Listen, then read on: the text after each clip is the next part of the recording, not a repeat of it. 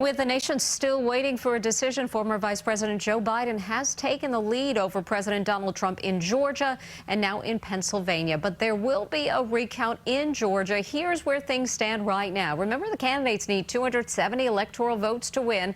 CBS News reports former Vice President Joe Biden has 253. President Trump has 213.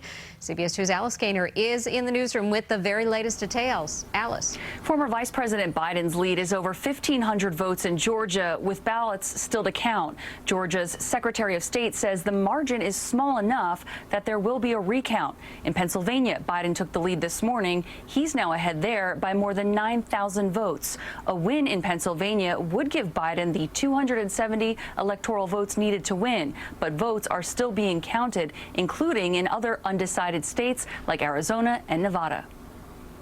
The final tally in Georgia at this point has huge implications for the entire country. The stakes are high and emotions are high on all sides. A recount in Georgia, where this morning former Vice President Joe Biden took the lead. Biden also edged ahead of President Trump in Pennsylvania as vote counting continued this morning. Pennsylvania has 20 electoral votes. The president visited Pennsylvania 13 times, while Biden made 16 trips, and both were here on the eve of the election.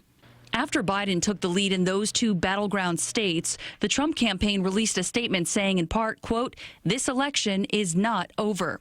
Last night, the president again made claims about mail-in ballots and alleged voter fraud without giving evidence, as election officials around the country say they've seen no evidence of voter fraud. If you count the legal votes, I easily win.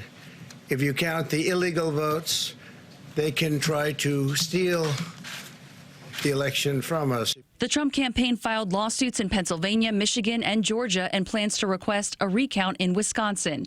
Judges in Georgia and Michigan quickly dismissed the lawsuits.